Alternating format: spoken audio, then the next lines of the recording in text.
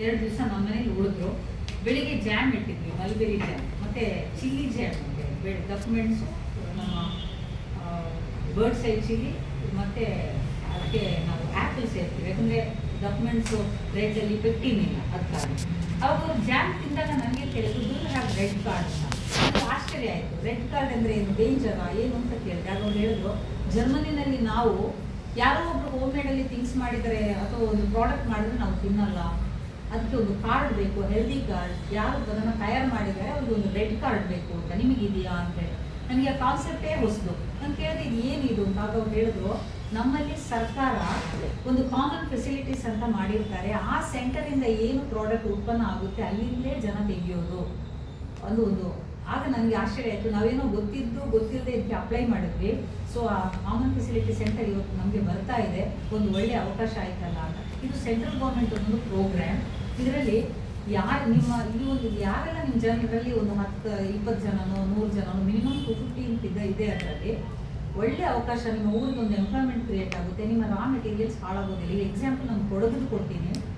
ಕೊಡಗಲ್ಲಿ passion fruit ಮಳೆಗಾಲದಲ್ಲಿ ಆಗ್ತಾ ಇದೆ, ಮತ್ತು ಮಾವಿನ ಹಣ್ಣಾಗೋದು ಕೊಡಗಲ್ಲಿ ಮಳೆಗಾಲದಲ್ಲಿ. ಆಮೇಲೆ ಬಿಟ್ಟಲೆ, ಲೈಮ್, ಮೂಸಂಬಿ ಏನಾದರೂ ಹಣ್ಣು ಮಳೆಗಾಲದಲ್ಲಿ ಆಗೋದು, ಅದು ನೆಲಕ್ಕೆ ಬೀಳೋದು. ಮತ್ತು ಆವಾಕಾಡೋ ಅದನ್ನು ನಾವು ಯೂಸ್ ಮಾಡಲಿಕ್ಕೆ ಸಾಧ್ಯ ಇಲ್ಲ. ಈಗ ಫಾರ್ ಎಕ್ಸಾಂಪಲ್ ಒಂದು ನಾವು ಪ್ಯಾಷನ್ ಫ್ರೂಟಲ್ಲಿ ನೀವು ಜಾಮ್ ಮಾಡ್ಬೋದು, ಸ್ಕ್ವಾಶ್ ಮಾಡ್ಬೋದು, ಐಸ್ ಕ್ರೀಮ್ ಟಾಪಿಂಗ್ಸ್ ಮಾಡ್ಬೋದು, ಹಾಗೆ ಅದನ್ನು ಪ್ರಿಸರ್ವ್ ಮಾಡ್ಬೋದು. ಇಷ್ಟು 4 ಪ್ರಾಡಕ್ಟ್ ಮಾಡ್ಬೋದು. ಅದರ ಸಿಪ್ಪೆಯಲ್ಲಿ ಕೂಡ ಜಾಮನ್ನು ಮಾಡ್ಬೋದು, ಅದರ ಸಿಪ್ಪೆಯಲ್ಲಿ ಕೇಕ್ ಬೇಕ್ ಮಾಡ್ಬೋದು, ಕಪ್ ಕೇಕ್ಸ್. ಈ ಥರ ಒಳ್ಳೆ ಅವಕಾಶಗಳು ಅದರಲ್ಲಿದೆ. ಇವರು ಆಯಿಲ್ ತೆಗಿತಿದ್ದಾರೆ ಅಂತ ಅದರಲ್ಲಿ ಅಂತ ಹೇಳ್ತಾ ಇದ್ರು. ಅದು ನನಗೆ ಅವೇರ್ನೆಸ್ ಇಲ್ಲ, ಬಟ್ ಅದು ಒಂದು ಅವಕಾಶ. ಮತ್ತು ಅದನ್ನು ಮೆನ್ಯೂರ್ ಮಾಡ್ಬೋದು. ಇಷ್ಟೆಲ್ಲ ಅವಕಾಶ ಒಂದು ಹಣ್ಣಲ್ಲಿದೆ.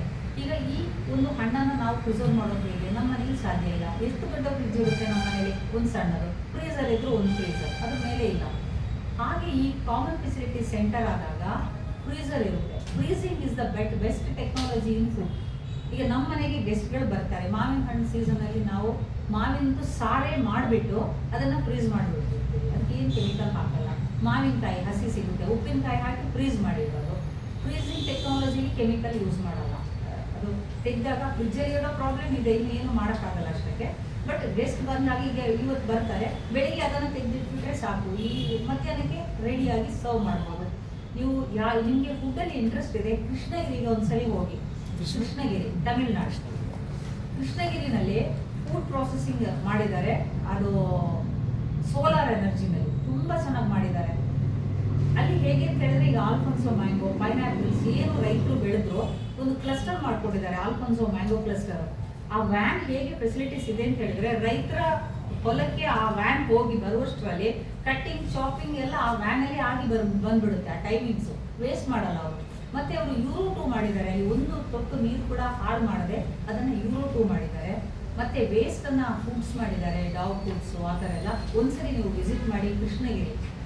ಈ ಕೃಷ್ಣಗಿರಿ ಅನ್ನೋಲ್ಲಿ ನನಗೆ ತುಂಬ ಖುಷಿ ಆಯಿತು. ಒಂದೇ ಒಂದು ರೈತರಿಗೆ ಈ ಆಲ್ಫೋನ್ಸೋ ಮ್ಯಾಂಗೋ ಏನು ಬೆಳೀತಿದ್ದಾರೆ ಅವ್ರದ್ದೆಲ್ಲ ಮ್ಯಾಂಗೋನ ತಂದು ಎಂಪ್ಲಾಯ್ಮೆಂಟ್ ಕ್ರಿಯೇಟ್ ಮಾಡಿ ಮತ್ತೆ ಅದನ್ನು ಪ್ರಾಸೆಸಿಂಗ್ಗೆ ಬಿಟ್ಟಿದ್ದಾರೆ. ಅದು ಒಂದು ಬೆಸ್ಟ್ ಎಕ್ಸಾಂಪಲ್. ಇನ್ನೊಂದು ಚಿಕ್ಕಮಂಗ್ಳೂರವ್ರು ಇದ್ದರೆ ದಯವಿಟ್ಟು ಚಿಕ್ಕಮಂಗ್ಳೂರಲ್ಲಿ ನಮ್ಮ ಟೆಂಡರ್ ಚಿಕನ್ ಇದೆ ನೋಡಿ. ಅದನ್ನು ಅವ್ರ ಕಾನ್ಸೆಪ್ಟ್ ಹೇಗೆ ಸ್ಟಾರ್ಟ್ ಮಾಡಿದ್ರು ಇಸ್ ರಿಯಲಿ ಗ್ರೇಟ್. ನಾನು ಚಿಕ್ಕಮಂಗ್ಳೂರಲ್ಲಿ ಟ್ರೈನಿಂಗ್ ಹೋಗಿದ್ದಾಗ ನನಗೆ ಟೀಚ್ ಮಾಡಲಿಕ್ಕೆ ಅವ್ರು ಬಂದಿದ್ರು. ಅವ್ರು ಹೇಳಿದ್ರು ಜಸ್ಟ್ 10,000 ಕಾರ್ಪೊರೇಷನ್ ಬ್ಯಾಂಕಲ್ಲಿ ತಗೊಂಡು ನಾನು ಈ ಒಂದು ಇದೇ ಥರ ನಿಮ್ಮ ಥರ ಟ್ರೈನಿಂಗ್ ಆಗಿ ಕೂತ್ಕೊಂಡು ನಾನು ಇದನ್ನು ಸ್ಟಾರ್ಟ್. ಇವತ್ತು ಕೋಟ್ಯಾಂತರ ರೂಪಾಯಿ ಅವ್ರದ್ದು ಇನ್ಕಮ್. ನಿಮಗೆ ಗೊತ್ತಿದೆ ಟೆಂಡರ್ ಚಿಕನ್ ಎಂಥ ಒಂದು ಟೆಕ್ನಾಲಜಿ, ಎಷ್ಟು ನೀಟಾಗಿ ಮಾಡಿದ್ದಾರೆ. ಲಕ್ಕಿಲಿ ಲಾಸ್ಟ್ ಮಂತ್ ಅವರು ನಮಗೆ ಗೆಸ್ಟಾಗಿ ಬಂದಿದ್ರು. ಅವ್ರನ್ನ ಪೋಸ್ಟ್ ಮಾಡಿದ್ವಿ. ತುಂಬ ಖುಷಿ ಆಯಿತು ನನಗೆ. ಅಂದರೆ ಅವ್ರನ್ನ ಒಂದು ರೋಲ್ ಮಾಡೆಲ್ ಆಗಿ ಇಟ್ಕೊಂಡಿದ್ದೆ ನಾನು. ಅವ್ರ ಜೊತೆನೇ ಇರುವಂಥ ಒಂದು ಅವಕಾಶ ಕೂಡ ಸಿಕ್ತು. ಇವತ್ತು ಇನ್ನೂ ಅವ್ರು ಎಕ್ಸ್ಪ್ಯಾಂಡ್ ಮಾಡ್ತಿದ್ದಾರೆ ಅವ್ರ ಬಿಸ್ನೆಸ್ಸನ್ನು. ನೋಡಿ ಎಷ್ಟು ಜನರಿಗೆ, ರೈತರಿಗೆ ಕೋಳಿ ಬೆಳಿಲಿಕ್ಕೆ ಕೊಟ್ಟರು, ಡಿಸ್ಟೋನಿಂಗ್ ಕೊಟ್ಟರು, ಕೋಳಿದು ಆಹಾರ ತಯಾರು ಮಾಡಲಿಕ್ಕೆ ಕೊಟ್ಟರು, ಎಷ್ಟು ಎಂಪ್ಲಾಯ್ಮೆಂಟ್ ಕ್ರಿಯೇಟ್ ಮಾಡಿದ್ದಾರೆ. ಎಂಪ್ಲಾಯ್ಮೆಂಟನ್ನು ನೀವು ಒಂದು ರೈತರು 10 ಜನರಿಗೆ ಎಂಪ್ಲಾಯ್ಮೆಂಟ್ ಕ್ರಿಯೇಟ್ ಮಾಡೋದಾಗುವಂಥ ಒಂದು ಸಂತೋಷದ ವಿಷಯ ಏನೂ ಇಲ್ಲ. ನಾವು ಇನ್ನೊಬ್ಬರಿಗೆ ಶೆಲ್ಟರ್ ಕೊಡ್ತಾ ಇದ್ದೀವಿ, ಒಂದು ಎಂಪ್ಲಾಯ್ಮೆಂಟ್ ಕ್ರಿಯೇಟ್ ಮಾಡ್ತಾ ಇದ್ದೀವಿ, ಒಂದು ದೊಡ್ಡ ಜಾಬ್.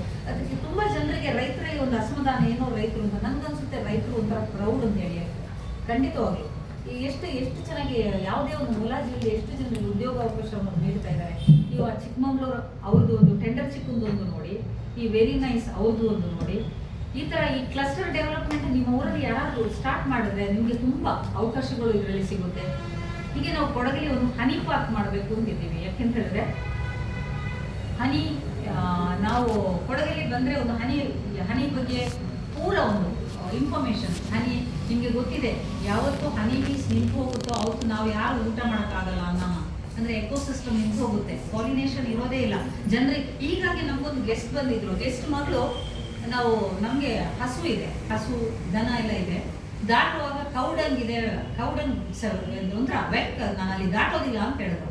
ನಾನು ಅವ್ರ ತಂದೆಗೆ ಹೇಳಿದೆ, ನೋಡಿ ಕೌಡಂಗ್ ಇವತ್ತಿಲ್ಲ ಅಂದ್ರೆ ನಿಮ್ಮ ಮಗಳು ಊಟ ಮಾಡೋದು ಏನನ್ನ, ಕೆಮಿಕಲ್ ಅಲ್ಲಿ ಊಟ ಮಾಡಬೇಕು. ನಮ್ಮೊಂದು ಹನಿ ಬಿ ಇಲ್ಲದಿದ್ರೆ ಎಕೋಸಿಸ್ಟಮ್ ನಿಂತು ಹೋಗುತ್ತೆ, ನಮ್ಗೆ ಮುಂದೆ ಇಲ್ಲ. ಮಕ್ಕಳಿಗೆ ಸಿವಿಕ್ ಸೆನ್ಸ್ ಅನ್ನ ಹೇಳ್ಕೊಡಿ ಅಂತ ಹೇಳಿದೆ. ಒಪ್ಕೊಂಡ್ರು ಅವರು. ಹೌದು ಅಂತ, ಸಿಟಿನಲ್ಲಿ ಇದ್ದಾರೆ, ದುಡ್ಡಿದೆ, ಗೊತ್ತಿಲ್ಲ ಎಲ್ಲಿ ಏನ್ ಬೆಳೆಯೋದು ಅಂತಲೇ ಅದರಿಂದ ಒಂದು ಸಿವಿಕ್ ಸೆನ್ಸ್ ಕಲಿಸ್ಬೇಕು ನಮ್ಮ ಮಕ್ಕಳಿಗೆ. ಅಷ್ಟು ಎಲ್ಲಿಂದ ಹಸು, ಎಲ್ಲಿಂದ ಹಾಲು ಎಲ್ಲಿಂದ ಬರುತ್ತೆ ಅಂತ ಕೇಳಿದ್ರೆ ಮಕ್ಕಳು ಪ್ಯಾಕೆಟ್ ಹೇಳ್ತಾರೆ, ಸೂಪರ್ ಮಾರ್ಕೆಟ್ ಹೇಳ್ತಾರೆ. ಆ ಹಸು ಬಗ್ಗೆ ಒಂದು ಕಾಳಜಿನೇ ಇಲ್ಲ. ಆ ಥರದಲ್ಲಿ ನಮ್ಮ ಸಿಸ್ಟಮ್ ಇವತ್ತು ಡೆವಲಪ್ ಆಗಿದೆ. ನಾನು ಫಸ್ಟ್ ಆಫ್ ಆಲ್ ನಾನು ಹೇಳೋದು, ಇಲ್ಲಿ ಎಲ್ಲ ಅಫಿಷಿಯಲ್ಸ್ ಇದ್ದಾರೆ, ನಮ್ಮ ಬುಕ್ಕಲ್ಲಿ ಸೇರಿಸ್ಬೇಕು ಇದನ್ನ. ಮೊದಲು ನಾವೆಲ್ಲ ಕಲಿತಿದ್ದಾಗ ಮಾರಲ್ ಸೈನ್ಸ್ ಅಂತ ಒಂದು ಕ್ಲಾಸ್ ಇತ್ತು, ಮಾರಲ್ ಸೈನ್ಸ್. ಇವತ್ತಿಲ್ಲ, ಅದನ್ನ ತೆಗೆದಾಕ್ಬಿಟ್ಟಿದ್ದಾರೆ. ಯಾವುದೋ ಒಂದು ಪೊಲಿಟಿಷಿಯನ್ಸ್ ಹಾಕೋದು, ನಮಗೆ ಅವಶ್ಯ ಇಲ್ಲದಂತ ಯಾವುದೋ ಟಾಪಿಕ್ಸ್, ಅದ್ರ ಬದಲು ಒಂದು ಕ್ಲಾಸ್ ಮಾರಲ್ ಸೈನ್ಸ್ ಹಾಕಬೇಕು. ನಾವಿದ್ದಾಗ ಸ್ಕೂಲಲ್ಲಿ ತರಕಾರಿ ಬೆಳೆಸೋ ಒಂದು ಪ್ರೋಗ್ರಾಮ್ ಕೂಡ ಸ್ಕೂಲಲ್ಲಿ ಇತ್ತು. ಆ ಮಕ್ಕಳಿಗೆ ತರಕಾರಿ ಬೆಳೆಸೋದು ಹೇಳ್ಕೊಡೋದು. ನಾನು ಹೇಳೋದು ಇವತ್ತಿನ ದಿನ ಕೂಡ ಕೆಲವೊಂದು ಸೋಕಾಲ್ಡ್ ಇಂಟರ್ನ್ಯಾಷನಲ್ ಸ್ಕೂಲ್ಗಳಲ್ಲಿ ಒಂದೊಂದು ಚಾಪ್ಟರ್ಗಳನ್ನ ಆ್ಯಡ್ ಮಾಡಿದ್ದಾರೆ. But by adding that they are minting money like A help. ಅವ್ರು ಬರೀ ದುಡ್ಡು ಮಾಡೋದಕ್ಕೋಸ್ಕರ ಅದೊಂದು ಸಬ್ಜೆಕ್ಟ್ ಅನ್ನು ಆ್ಯಡ್ ಮಾಡ್ತಾ ಇದ್ದಾರೆ. ಅದು ಕೆಲವು ಸ್ಕೂಲ್ಗಳಲ್ಲಿ ಮಾತ್ರ ಮಾಡ್ತಾ ಇದ್ದಾರೆ. ಬಟ್ ಎಲ್ಲ ಸ್ಕೂಲ್ಗಳಲ್ಲೂ ಬಂದ್ರೆ ನೀವು ಹೇಳ್ದಂಗೆ ಅಲ್ಲ, ಇದು ಸಿವಿಕ್ ಸೆನ್ಸ್ ಲೆಸನ್ ಒಂದು ಕಲಿಬೇಕು. ನೋಡಿ, ಒಬ್ಬರನ್ನ ಕಂಡ್ರೆ ನಮಸ್ತೆ ಹೇಳಿ ಕಲಿಬೇಕು ಅಲ್ವಾ? ತುಂಬಾ ಜನ ನೋಡಿದೀರಾ, ಸಿಟಿನಲ್ಲಿ ಓದಿದಂತ ಮಕ್ಕಳು ಮುಖನೇ ನೋಡಲ್ಲ. ಯಾರೋ ಮನೆಗೆ ಬಂದಿರ್ತಾರೆ, ಅವ್ರ ಮನೆಗೆ ಯಾರಾದ್ರೂ ಬಂದಿರ್ತಾರೆ, ನೀವು ಅಬ್ಸರ್ವ್ ಮಾಡಿದ್ದನ್ನೆಲ್ಲ ಸಣ್ಣ ಸಣ್ಣ ವಿಷಯಗಳು. ಬಟ್ ಇಟ್ಸ್ ವೆರಿ ಇಂಪಾರ್ಟೆಂಟ್ ಲೈಫಲ್ಲಿ. ಸಿವಿಕ್ ಸೆನ್ಸೇ ಇಲ್ಲ, ಗೊತ್ತಿಲ್ಲ ಹೇಗೆ ಬಿಹೇವ್ ಮಾಡಬೇಕು ಅಂತಲೇ ಗೊತ್ತಿಲ್ಲ. ಅದನ್ನ ನಾವು ಫಸ್ಟ್ ಆಫ್ ಆಲ್ ಈ ಸಿವಿಕ್ ಸೆನ್ಸ್ ಅನ್ನು ಕೂಡ ಕಲಿಸ್ಬೇಕು. ಈ ಟೂರಿಸಂ ಆದಾಗ ಇನ್ನೂ ಒಂದು ನಮಗೆ ಲಾಭ ಏನು ಅಂತ ಹೇಳಿದ್ರೆ, ನೀವು ಯಾರನ್ನ ಹೋಸ್ಟ್ ಮಾಡ್ತೀರಾ ಅವರಿಂದಲೂ ಕಲೀಲಿಕ್ಕೆ ನಮಗೆ ತುಂಬಾ ಅವಕಾಶಗಳು ಸಿಗುತ್ತೆ. Each day is A new experience.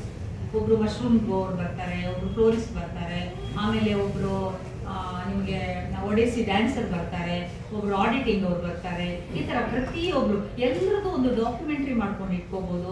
ನಮ್ಗೇನಾದ್ರೂ problem ಆದಾಗ ಅವರಿಂದ ನಾವು ಹೆಲ್ಪ್ ಪಡ್ಕೋಬಹುದು. ಅದರಿಂದ ಈ ಒಂದು ಏನು ಇವರು ಸಂಯೋಜನೆ ಮಾಡಿದ್ದಾರೆ, ಈ ಒಂದು ಅಗ್ರಿ ಟೂರಿಸಂ ಅಂತ ಹೇಳಿ, ಅದರಲ್ಲಿ ತುಂಬಾ ಅವಕಾಶಗಳಿಗೆ ನಮಗೆ ತುಂಬಾ ಹೆಲ್ಪ್ ಆಗುತ್ತೆ ಅಂತ ನನಗೆ ಅನಿಸ್ತಾ ಇದೆ. ಈ ಒಂದು ಟ್ರೈನಿಂಗ್ ತಗೊಂಡ ಮೇಲೆ ನಾನು ಕೂಡ ತುಂಬಾ ಡೆವಲಪ್ ಆದೆ ಇದರಲ್ಲಿ. ನಾವು ಪ್ರಾಸೆಸಿಂಗ್ ಅಲ್ಲಿ ನಾನು ರೋಸ್ ಮೇರಿ ಕೊಡಗಲ್ಲಿ ಬೆಳೆಯೋದಿಲ್ಲ ಅಂತ ಹೇಳ್ತಾ ಇದ್ರು. ಕೊಡಗು ವೆದರ್ಗೆ ರೋಸ್ ಮೇರಿ ಬರಲ್ಲ ಅಂತೇಳಿ ರೋಸ್ ಮೇರಿ ಆಯಿಲ್ ಮಾಡಿದೆ. ಅದರಲ್ಲಿ ತುಂಬಾ ಚೆನ್ನಾಗಿ ಡೆವಲಪ್ ಆಯಿತು ರೋಸ್ ಮೇರಿ.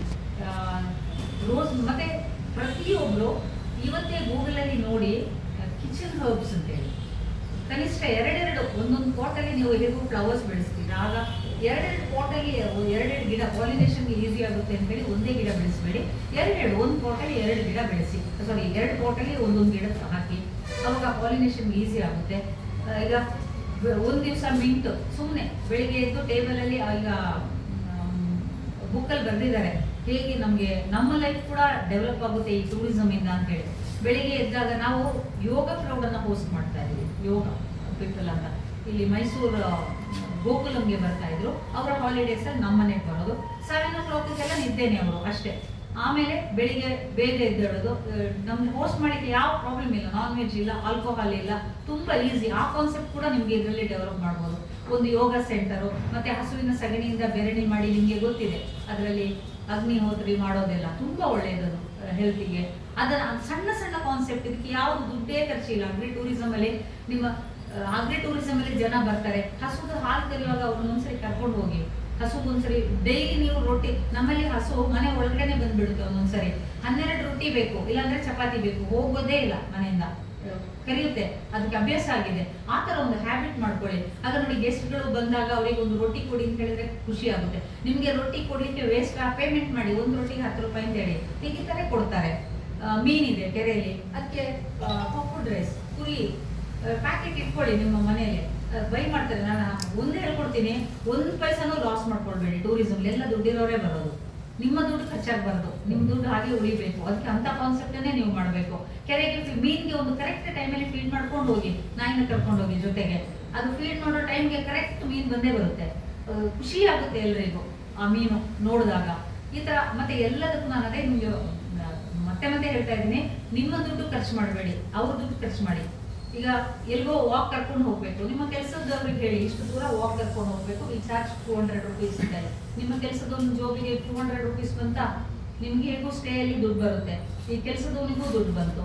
ಈ ತರ ಈ ಅಗ್ರಿ ಟೂರಿಸಂ ಅಲ್ಲಿ ನಿಮಗೆ ತುಂಬಾ ಅವಕಾಶಗಳಿದೆ ಎಲ್ಲದಕ್ಕೂ.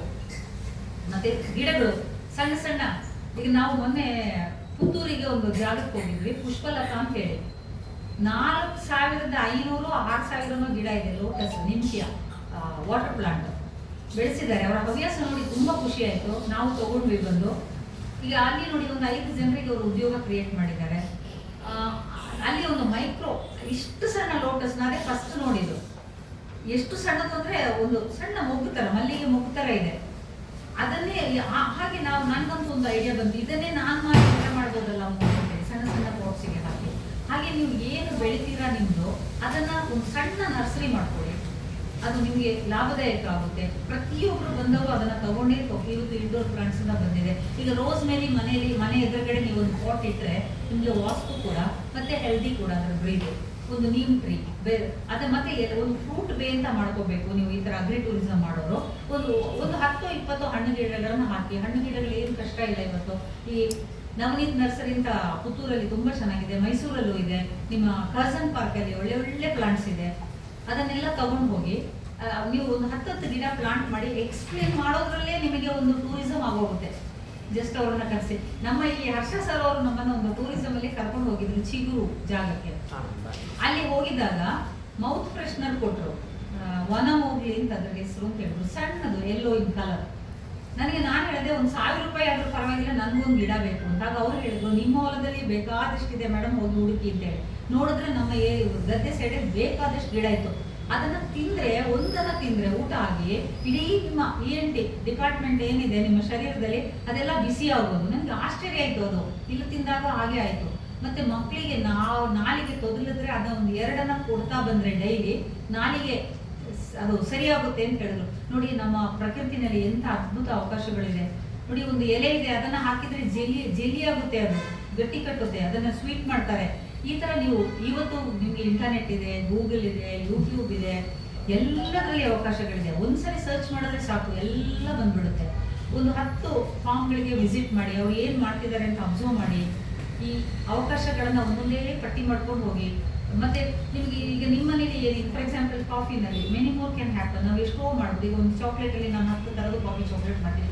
ಪ್ರೌಡ್ ಆಗಿ ಹೇಳಿ ಇದು ನಮ್ದು, ನಮ್ಮ ಪ್ರಾಡಕ್ಟ್ ಅಂತ ಹೇಳಿ. ಜೇನಿದೆ ಕೊಡಗಲ್ಲಿ, ಅದನ್ನ ಮಾಡ್ತೀವಿ. ಏನ್ ಪ್ರಾಡಕ್ಟ್ ಮಾಡಕ್ಕಾಗುತ್ತೆ ಮತ್ತೆ ಏನ್ ಸರ್ವ್ ಮಾಡ್ತೀರಾ, ಫಾರ್ಮ್ ಟು ಟೇಬಲ್, ಆ ಕಾನ್ಸೆಪ್ಟ್ ತುಂಬಾ ಚೆನ್ನಾಗಿ ಇಟ್ಕೊಳ್ಳಿ. ನಾನು ಹೇಳೋದು ಎಲ್ಲದಕ್ಕೂ ವೆಬ್ಸೈಟ್ ಒಂದು ಚೆನ್ನಾಗಿರ್ಬೇಕು. ಲಕ್ಕಿ ಈಗ ಸರ್ ಅವರು ಅವ್ರದೇ ವೆಬ್ಸೈಟ್ ಮಾಡ್ತಿದ್ದಾರೆ. ನವೀನ್ ಸರ್ ಮತ್ತೆ ಹರ್ಷ ಸರ್ ಅವ್ರು ನಮ್ಮ ಮನೆಗೆ ಬಂದಿದ್ರು, ಒಂದು ಡಿಸ್ಕಷನ್ ಮಾಡಿದ್ವಿ. ನಮಗೆಲ್ಲ ಒಬ್ಬೊಬ್ರು ಒಂದೊಂದು ವೆಬ್ಸೈಟ್ ಮಾಡಿ 30,000 40,000 ಕೊಡೋ ಅವಶ್ಯಕತೆ ಇಲ್ಲ. ಇದೊಂದು ಒಳ್ಳೆ ವೇದಿಕೆ ನಮಗೆ. ಇವರೇ ವೆಬ್ಸೈಟ್ ಕ್ರಿಯೇಟ್ ಮಾಡ್ತಾ ಇದ್ದಾರೆ, ಆಲ್ರೆಡಿ ಮಾಡಿದ್ದಾರೆ. ಆಗ ನಮ್ಮ ಎಲ್ಲ ಅಪ್ಲೋಡ್ಗಳು ಆ ಒಂದು ವೆಬ್ಸೈಟ್ ಅಲ್ಲಿ ಬಂದಾಗ ನಮಗೆ ತುಂಬಾ ಈಸಿ ಆಗುತ್ತೆ. ಒಬ್ಬೊಬ್ಬರಿಗೆ ಖರ್ಚು ಬೀಳೋದೇ ಇಲ್ಲ, ಅದನ್ನ ಅವರೇ ಬೇರೆ ಮೇಂಟೈನ್ ಮಾಡ್ತಿದ್ದಾರೆ. ಹಾಗಾಗಿ ಆ ವೆಬ್ಸೈಟ್ ಅಲ್ಲಿ ಅವೈಲಬಿಲಿಟಿ ಏನಿದೆ, ಏನ್ ಸಿಗುತ್ತೆ, ನೀವು ಈ ಟೂರಿಸಂಗೆ ಬಂದು ಹೋಗೋಗಿ ಏನನ್ನ ತಗೊಂಡು ಹೋಗ್ಬೋದು, ಇದನ್ನೆಲ್ಲ ಬರ್ಕೋಬಹುದು. ಮತ್ತೆ ಇವತ್ತು ನೋಡಿ ಒಂದು ಕಾನ್ಸೆಪ್ಟ್, ಬರಿಗಾಲದಲ್ಲಿ ನಡೆಯೋದೊಂದು ಥೆರಪಿ ಗೊತ್ತಿದೆ ನಿಮ್ಗೆ. ಚಪ್ಪಲಿ ಹಾಕೊಂಡು ನಡೆಯೋದಕ್ಕಿಂತ ಅದಕ್ಕೆ ಒಂದು ವೇದಿಕೆ ಅರೇಂಜ್ ಮಾಡಿ. ಅಲ್ಲಿ ಸಣ್ಣ ಒಂದು ಮೆಡಿಟೇಟಿಂಗ್ ಒಂದು ಕಲ್ಲು ಇದೆಯಾ ನಿಮ್ಮ ಮನೇಲಿ, ಆ ಕಲ್ಲು ಮೇಲೆ ಬೆಳಿಗ್ಗೆ ಕೂತ್ಕೊಂಡು ಒಂದು ಮೆಡಿಟೇಷನ್ ಮಾಡೋ ಹಾಗೆ ಅದರ ಹತ್ರದಲ್ಲಿ ಒಂದು ಸ್ವಲ್ಪ ಒಂದು ಏರಿಯಾ ಮಾಡಿ ನಡಿಲಿಕ್ಕೆ. ಅದನ್ನ ಸ್ವಲ್ಪ ಮಣ್ಣಲ್ಲಿ ನೀರಲ್ಲಿ ವೆಟ್ ಮಾಡ್ತಾ ಇರಿ. ಅದು ವೆಟ್ಟಲ್ಲಿ ನಡೆಯೋದು ತುಂಬಾ ಒಳ್ಳೆಯದು. ಮತ್ತೆ ಮಕ್ಕಳಿಗೆ ಬಂದಾಗ ಕ್ಲೇ ಹಾಕೊಡಿ, ಗೆಸ್ಟ್ರಲ್ಲಿ ಆಟ ಆಡಕ್ ಬಿಡಿ. ಈ ತರ ಮತ್ತೆ ತರಕಾರಿ ಗೆಸ್ಟ್ಗಳು ಮಕ್ಕಳು ಬಂದ್ರೆ ನೀವೇ ಹೋಗಿ ಕುಯ್ಕೊಂಡು ಬನ್ನಿ, ಏನ್ ತರಕಾರಿ ಬೇಕು ಹೇಳಿ ಖುಷಿನಲ್ಲಿ ಕುಯ್ಕೊಂಡು ಬರ್ತಾರೆ, ಅದನ್ನೇ ಮಾಡ್ಕೊಡಿ. ಮತ್ತೆ ಇನ್ನೂ ಒಂದು ನಿಮ್ಗೀಗ ಗೊತ್ತಿದೆ, ಯುದ್ಧ ಆದಾಗ ನಾವು ಎಲ್ಲಿಗೆ ಬಂದ್ವಿ, ಎಲ್ಲ ಒಳ್ಳೆ ಅಡಿಗೆಗೆ ಬಂದ್ವಿ. ಎಲ್ಲ ಬೋರ್ಡ್ ನೋಡಿದ್ದೀರಾ, ನಮ್ಮ ಹೋಟೆಲ್ ಇಂಡಸ್ಟ್ರಿ ಅವರಿಗೆ ಗೊತ್ತಿರ್ಬೋದು. ಟೀ ಇಲ್ಲ ಇವತ್ತು, ಯಾಕೆಂದ್ರೆ ಫ್ಯೂಯಲ್ ಇಲ್ಲ ಅಂತೇಳಿ. ಬ್ಯಾಕ್ ಟು ಸ್ಕ್ವೇರ್ ಒನ್ ಆಗಿದೆ ಇವತ್ತು. ಮುಂದೆ ಒಂದು ದಿನ ಇದೇ ಆಗುತ್ತೆ ನಮ್ಗೆ, ಯಾವಾಗ ಯುದ್ಧ ಆಗುತ್ತೆ ಗೊತ್ತಿಲ್ಲ. ಆಗ ಸಸ್ಟೈನಬಿಲಿಟಿ ಇರೋದು ರೈತರಲ್ಲಿ ಮಾತ್ರ. ನಮ್ಮನೇಲಿ ನೋಡಿ ಯಾರು ಏನ್ ಬೇಜಾರಿಲ್ಲ, ಯಾಕೆ ನಮ್ಮ ಅಜ್ಜ ಮುತ್ತಂಜರು ಮಾಡಿದಂತ ಒಲೆ ಇದೆ, ಸೌದೆ ಇದೆ, ತೆಂಗಿನ ಮಟ್ಟ ಇದೆ, ಹಸುದು ಬೆರಣಿ ಇದೆ, ನಾವೇನು ಬೇಕಾದ್ರೂ ಮಾಡ್ಕೋಬೋದು. ಅಡುಗೆ ಮಾಡೋಕ್ಕಂತೂ ಏನು ತೊಂದರೆ ಇಲ್ಲ.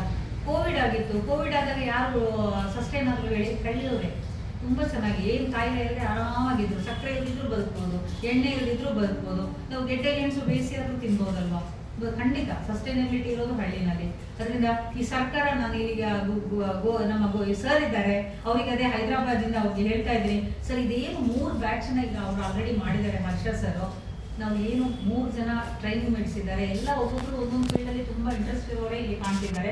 ಹಳೆ 2 ಬ್ಯಾಚ್ ಅವರು, 1 ಬ್ಯಾಚ್ ಅವರು ನನಗೆ ಮೀಟಿಂಗಿಗೆ ಬಂದರು, ನಮ್ಮ ಮನೆಗೆ ಬಂದರು. ಇನ್ನೊಂದು ಬ್ಯಾಚ್ ಅವರು ನನ್ನ ಜೊತೆಲೇ ಇದ್ದರು. ಈ ಬ್ಯಾಚಲ್ಲಿ ನಿಮಗೆ ನಾನು ಒಂದೆರಡು ಮಾತಾಡಲಿಕ್ಕೆ ಅವಕಾಶ ಸಿಕ್ತು. ಆ 3 ಬ್ಯಾಚನ್ನ ಕ್ಲಬ್ ಮಾಡಿಕೊಂಡು ಈ ಪ್ರತಿ ಮನೆಯಲ್ಲೂ 1 ಅಥವಾ 2 ಮಿನಿಮಮ್ 1 ಮಾಡಿದ್ರೆ ಲಾಭ ಆಗಲ್ಲ. 2 ರಿಂದ 4 ರೂಮ್ಸ್ ಖಂಡಿತವಾಗ್ಲೂ ಮಾಡಬೇಕು. 2 ಜನರಿಗೆ ಅಡುಗೆ ಮಾಡೋದು ಒಂದೇ, 4 ಜನರಿಗೆ ಮಾಡೋದು ಒಂದೇ. ಅದರಿಂದ ಗೋ ಫಾರ್ 2 or 3 ರೂಮ್ಸ್ ಅವಕಾಶ ಇದೆ. ಇವರ ಒಂದು ಸರ್ ನಮಗೆ ಇವತ್ತು ಹೇಳ್ಕೊಡ್ತಿದ್ದಾರೆ. ನಿಮಗೂ ಮತ್ತೆ ನಮಗೆ ಹೇಳಿದಾಗ ತುಂಬ ಅವ್ರದ್ದೊಂದು ಬುಕ್ ಕೂಡ ನಾವು ಇದ್ವಿ, ಅದನ್ನು ಓದಿದ್ವಿ. ತುಂಬ ಇನ್ಸ್ಪೈರಿಂಗ್ ಆಗಿತ್ತು ಅವರ ಸ್ಪೀಚು. ಈ ಒಂದು ಅವಕಾಶ ಸಿಕ್ಕಿದ ಮೇಲೇ ನಾನು ಅಗ್ರೋ ಟೂರಿಸಮ್ ಅನ್ನೋದು ನನಗೆ ತಲೆಗೆ ಬಂದಿದ್ದು. ನಾವು theBungalow1934.com ಅಂತ ನಮ್ಮ ಸ್ಟೈಲೇ ಮಗನಿಗೆ ತುಂಬ ಎಥಿಕ್ಸ್ ಇತ್ತು. ಹಳ್ಳಿ ಮೇಲೆ ನಮ್ಮ ಊರು, ನಮ್ಮ ಅಜ್ಜಂದು ಮನೆ ನಮ್ಮದು ಅಂತ ಹೇಳ್ಕೊಂಡು. ಬಟ್ ಈಗ ಆಕ್ಟಿವೇಟ್ ಆಗಿದೆ. ಏನು ಯೋಚನೆ ಮಾಡಿದ್ರು ನಾನು ಈ ಅಗ್ರಿ ಟೂರಿಸಮ್ ಆ್ಯಂಗಲಲ್ಲೇ ಯೋಚನೆ ಮಾಡೋದು. ಅಂದರೆ ಏನನ್ನ ಈಗ ಒಂದು ಎಕ್ಸಾಂಪಲ್ ಕೊಡ್ತೀನಿ. ನಾನು ಈ ಕ್ಲಸ್ಟರ್ ಮಾಡಿದ್ದೀನಿ ಅಂತ ಹೇಳಿದ್ನಲ್ಲ, ಆ ಕ್ಲಸ್ಟರಲ್ಲಿ